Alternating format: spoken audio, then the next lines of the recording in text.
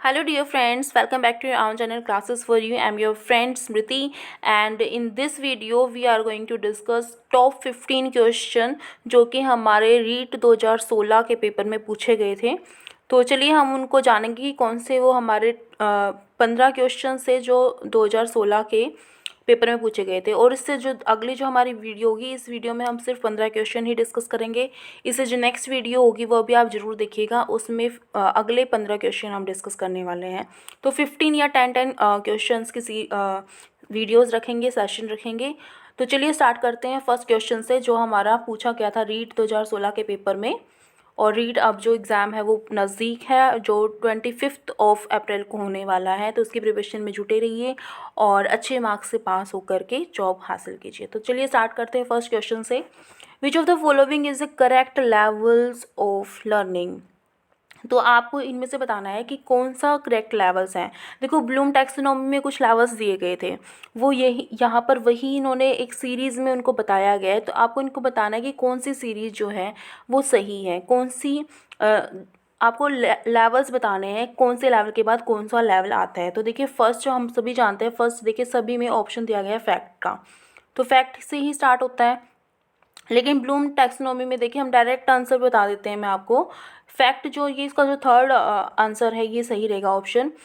Facts, पहले facts जानते हैं, फिर इन्फॉर्मेशन, फिर नॉलेज, फिर कॉम्प्रिहेंशन एंड फिर विजडम आती है। ऐसा ही होता है जो ब्लूम टैक्सोनॉमी है उसमें यही बताया गया है। ठीक है, तो फैक्ट से ये जो थर्ड ऑप्शन है जो इसका, ये करेक्ट होगा। ब्लूम टैक्सोनॉमी के अकॉर्डिंग अगर आप चलोगे तो यही इसका आंसर होगा। ठीक है, तो नेक्स्ट जो हमारा क्वेश्चन है वो है change in behaviour due to maturation etcetera is also called learning. तो क्या जो चेंज होता है हमारे बिहेवियर में मैचुरेशन की वजह से, तो क्या उसको भी आप लर्निंग कहते हैं? तो इसका आंसर बताइए, नो, येस, अनडिसाइडेड या समटाइम्स। तो इसका आंसर बिल्कुल नो होगा, क्योंकि लर्निंग के लिए हमेशा एक्सपीरियंस चाहिए होगा। लर्निंग बाय डूइंग होगा या फिर एक्सपीरियंस होगा। मैचुरेशन से कभी भी लर्निंग नहीं आती है। ठीक है, तो इसके लिए प्रैक्टिस और एक्सपीरियंस जो है वो मस्ट है लर्निंग के लिए। तो ये नो इसका जो है आंसर रहेगा, क्योंकि हमें यही बताना था change in behaviour due to maturation etcetera is called learning. तो नहीं, ये लर्निंग नहीं कही जाएगी। तो थर्ड क्वेश्चन देखिए, व्हाट इज़ थिंकिंग। तो जल्दी जल्दी करेंगे क्वेश्चंस को। तो थिंकिंग क्या है हमारी? Use of symbols, use of language, perceptual process या फिर कंसेप्ट लर्निंग। तो जो थिंकिंग है वो हमारी परसेप्चुअल प्रोसेस होती है। ठीक है, तो हमारा जो थर्ड क्वेश्चन है इसका आंसर नंबर 3 जो है वो ऑप्शन नंबर 3 जो है इसका करेक्ट आंसर रहेगा। नेक्स्ट देखिए, for which category of subjects are the detour problem occurs या फिर यूज्ड। ठीक है, तो ये जो डिटोर प्रॉब्लम होती है कब होती है? ये अडल्ट्स में होती है। ये एडल्ट्स में ये प्रॉब्लम होती है, जहाँ पर डिटोर प्रॉब्लम क्या होती है कि हम पूरी तरह से उसको करने की बजाय थोड़े से हार्म के साथ उसको ले सकते हैं। यानी कि किसी चीज़ के साथ ज़्यादा टाइम तक दुख में रहने से अच्छा है कि उससे छुटकारा पा करके और थोड़ा सा हार्म उठा लें। तो ये एडल्ट में आती है ये ऐसी स्टेज जो है। नेक्स्ट जो हमारा क्वेश्चन है, the name of theory advocating sudden solution to the problem is. वो थ्योरी जो क्या है बताती है कि सडन सॉल्यूशन बताती है किसी प्रॉब्लम का, वो कौन सी है? वो हमारी इंसाइट थ्योरी होती है, थ्योरी ऑफ इंसाइट। एक देखते ही क्या है एकदम से सॉल्यूशन आ जाता है। तो ये इसका राइट आंसर होगा। क्वेश्चन नंबर 5 का जो है सेकंड आंसर राइट रहेगा। नेक्स्ट क्वेश्चन देखिए, क्वेश्चन नंबर 6 जो है, sensation in is a gateway of knowledge. जो सेंसेशन है वो गेटवे है नॉलेज का। दिस स्टेटमेंट इज़ ए, तो ये कौन सी कैसे स्टेटमेंट है? ये हमारी मेंटल डेवलपमेंट की स्टेज है। इससे क्या होती है कि हमारी मेंटल डेवलपमेंट होती है। Sensation is a gateway of knowledge, this statement is the mental development. Mental development से रिलेटेड है ये स्टेटमेंट। नेक्स्ट हमारा क्वेश्चन है, इन इंडिविजुअल डिफरेंस वी फाइंड। तो इंडिविजुअल डिफरेंस होता है तब हम उसमें क्या पाते हैं? वेरिएबिलिटी, नॉर्मेलिटी या फिर दोनों। तो दोनों ही हमें, जब इंडिविजुअल डिफरेंस होता है तो उसमें वैरायटी भी मिलती है, विविधता भी मिलती है, और नॉर्मल भी है, ये नॉर्मेलिटी भी मिलती है। ठीक है, तो ये जो हमारा ऑप्शन नंबर सी है ये इसका करेक्ट आंसर रहेगा। नेक्स्ट जो हमारा क्वेश्चन है, क्वेश्चन नंबर 8, मेरिडिथ थे जो उनकी स्टडी के अनुसार has shown that children of those families are in general blank which are at a higher social level.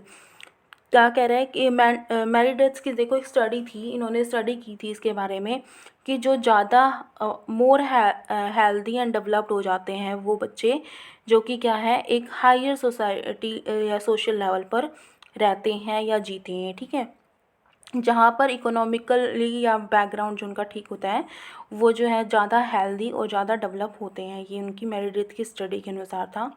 Next जो हमारा क्वेश्चन है, question number 9, what is the number of personality traits analysed by Cattell. Cattell के जो personality traits जो उन्होंने analyse किए थे वो कितने थे, तो वो हमारे जो कैटलिक के अनुसार थे वो हमारे 16 थे। तो क्वेश्चन नंबर सी जो है, ऑप्शन नंबर सी जो इसका करेक्ट आंसर रहेगा।